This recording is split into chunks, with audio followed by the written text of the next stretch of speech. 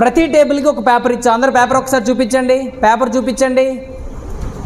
Okay, now ఇప్పుడు ఆ పేపర్ని మధ్యకి ఫోల్డ్ చేయండి. Fold that paper to the middle. Now ఇప్పుడు ఆ పేపర్కి రైట్ టాప్ కార్నర్ అండి, చింపారా? Again fold the paper twice. Right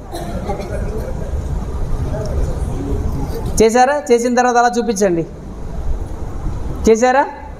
okay, now left top corner and right bottom corner చింపండి.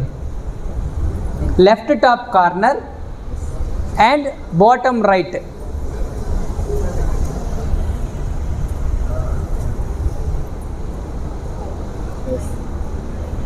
Fold చేయండి.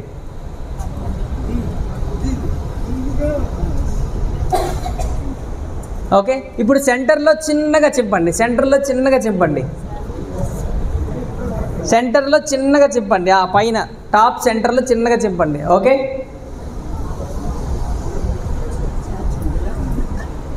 Now okay paper and show me.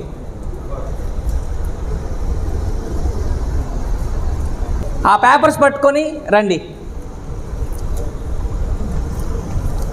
ఆ papers అందరికి చూపించండి. So నేను ఇన్స్ట్రక్షన్స్ అందరికీ సేమ్ ఇచ్చాను, అవునా కదా?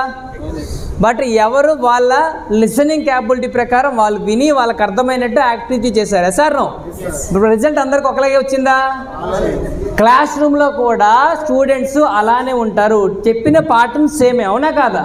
కానీ వాళ్ళ లిసనింగ్ క్యాపబిలిటీ ప్రకారం రిజల్ట్ అనేది వేరీ అవుతుంది ఒక్కొక్కరు విధంగా. సార్ నో అందులో ఒకరు టాపర్ అవుతారు, అందులో ఒకరు సెకండ్ వస్తారు, అందులో ఒకరు థర్డ్ వస్తారు, అందులో ఒకరు ఫోర్త్ వస్తారు, అవునా కాదా?